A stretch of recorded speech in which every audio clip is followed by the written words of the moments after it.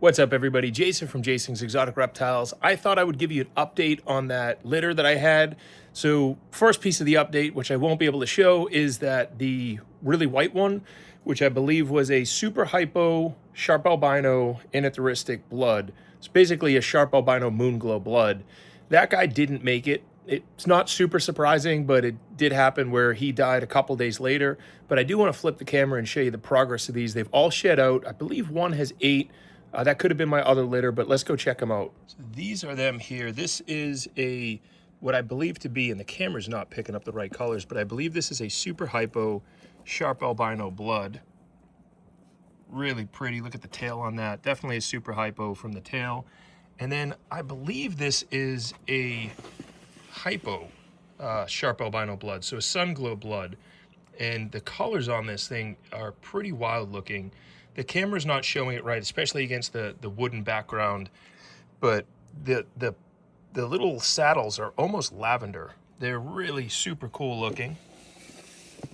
This guy right here, I believe, is a super hypo anetheristic blood, so a pewter or a plasma, but in the sharp albino form. You can see his shed out.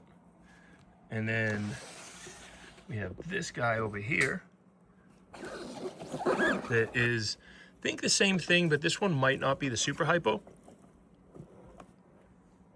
Could be super hypo based on that head stamp. Really cool looking animal.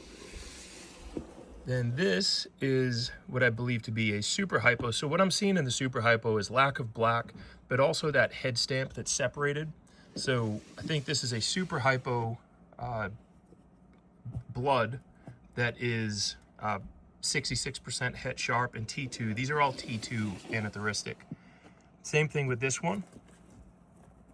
So these were not paradigm. These were, now that they've shed, you can see their colors are coming out. And this one's actually a little bit chalkier, grayer looking than the ones we just looked at, than maybe this guy right here. You can almost see if I compare them side by side. But again, the colors are, this one's actually looking more red on the camera. This is just a hypo. I believe this is a super hypo. So you can kind of see the difference. Let me see if, like, look at the head stamp on that, and then look at the head stamp on this one. So definitely a difference in the head stamps. And then we have another really pretty looking one. This is a hypo blood, 66% het sharp, 66% het T2. Same thing there. And again, this is a pretty good representative color from the cameras that I got showing off. You got these guys here. So look at the eyes on that. Super cool looking little eyes. He's been burying himself in the dirt. And I guess while we're here, we might as well look at a couple other litters. So this was my first litter of the year. And this is what I believe to be a super hypo Mayan blood JERT positive. Super cool looking little guy. I kind of hit the odds really well on this one. Again, another super hypo JERT positive. Same thing there. So this is the first time I've made this many of these. So there's still only a handful of them ever made. And then a lot of people have asked, what does a JERT positive look like?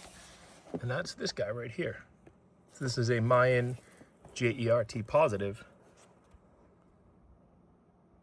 And these look better as they grow. So the nice thing that I like about T-positive animals is that they get better looking as they age. They've all kicked some dirt or some of the cocoa chips in their water. Today's cleaning day. Thought I'd give just a quick sneak peek of what these guys look like. And these are all just the JERT positives that are 100% het blood, potentially Mayan. I need to still dig through them. But really cool looking group of babies. Definitely my favorite. I gotta be honest, out of these two, this is the super hypo, and this I believe is just the sun glow.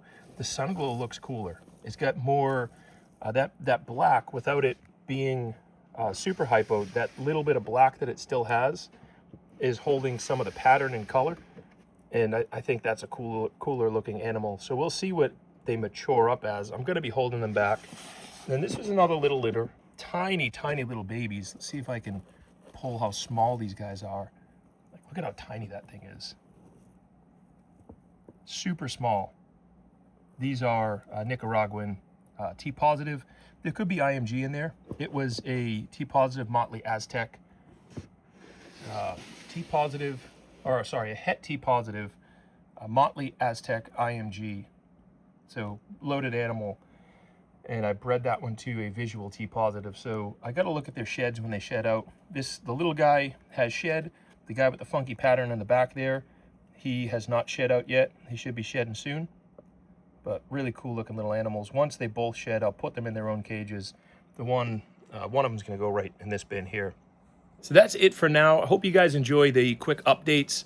I think that looking at the babies is super cool. I need to work on getting them fed and ready for sale for the website. I will have some of them posted on the website. Otherwise, I'm going to keep a good amount of those back. And I do have more litters coming. So stay tuned if you're looking for something. I have a killer VPI labyrinth litter that's going to be going on the website soon, and Morph Market, all that stuff. They're all crushing food right now. I just need to get one more male into them because they've had 2 to 3 males each. It wasn't because they refused feeding. For the 3, it was actually I ran out of small enough prey, and I didn't want to risk them regurgitating. But I have those. I have these guys coming. I should have some Scoria stuff. I should have some Inca stuff. Really cool stuff coming. So stay tuned. Until next video, let's keep it moving.